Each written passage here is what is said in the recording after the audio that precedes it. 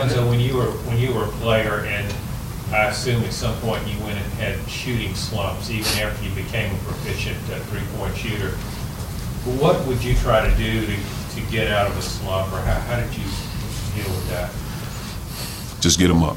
You know, that's the bottom line, because like I tell our guys, I talked to Skyler yesterday. Skyler's shooting, his technique is good. There's nothing wrong with his shot, nothing wrong with the flow of his shot. His follow through is good. But we're probably about 15 inches off the three-point line, you know, when you're shooting the basketball as opposed to getting up on the line, knocking the shot down. Because that's a big difference. If you're not used to shooting 15, 20 plus inches off the three-point line, that's a deep shot as opposed to the normal shot you shoot in practice. So talk to him about that. But other than that, his shot is good. His technique is good. His follow-through is good. But what happens when guys run at him, he shoots the ball and he flicks it at the end as opposed to shooting the follow-through. I think once he makes that adjustment, he's fine. But really, you know, for me as a ball player, just getting them up and didn't allow my judgment to get clouded.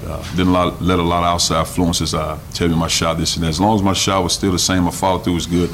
More than anything with shooting, I think it's the confidence. With shooting, how much of it is his shoulder bothering him? How much is his confidence? Well, to be specific, you'd have to ask him whether or not his shoulders bother him. I don't think it's bothering him. I think more than anything, it's just him shooting the basketball. I don't want to say it's lack of confidence, because he obviously is a point guard. He has the green light. He shoots the most balls on the team, so that's not the case. We need him to score the ball. But to be specific, you'd have to ask him if it's really affecting him. Trey, he's, I think, 1 of 16 his last 3 games. He's kind of been up and down. You know, sometimes last year he went through slumps. I mean, I feel like you have a good grasp on how to manage him in terms of not, you know, you don't have to remind him and tell him, you know, hey, you need to pick it up or anything like that. Well, I think as a coach, even if you got an all-league guy, you still have to do those things. Here's a guy that's returned as a starter. I mean, he knows what to do out there. He knows the system. He knows when to attack, to be aggressive. It's just a matter of doing it. How important is it for McRae to be a consistent scorer for you?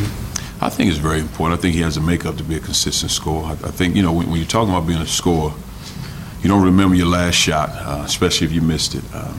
But you're always in attack mode, very aggressive. Whenever you have the ball in your hand, you're a threat to score. Wherever you're on the floor, I think he has that ability. Now he has to just get it mentally on a day-to-day basis. It has become a habit and a way of life for him. You've been more consistent this year than a year ago. Is that just a year of maturity? Is there something that, or do you like coming off the bench? What's led to that? I think it's a little of both. I just had to learn what shots to take, more or less, and attack more rather than just shoot threes. We're talking about Skyler and some other guys maybe not shooting the ball quite as well. Is that, you guys talk among yourselves? Is that something you guys are worried about? No, I mean, I feel like we all go through those slumps, and if you haven't gone through it yet, then it's going to happen. So I mean, that's just something you just got to keep on. We're working on. Keep shooting. Could you talk about Trey and Skyler's being started? Did you look at the lineup at all about thinking about giving Jordan the starting role? Always. I mean, the thing about Jordan, we look at, you know, starting Jordan. We could possibly start Jordan, but it's not a big deal for Jordan McRae. I think when you look at our team, is now you got some firepower coming off the bench. I mean, you got a guy playing starter minutes. So it's not that he doesn't deserve that and earn them. I thought he was a starter at the beginning of the season. But just when you look at the makeup and where you are, and you feel what gives you the best chance to be successful, now a guy that comes in off the bench as opposed to somebody else's second best guy coming off going against Jordan McRae, we feel like you have an advantage.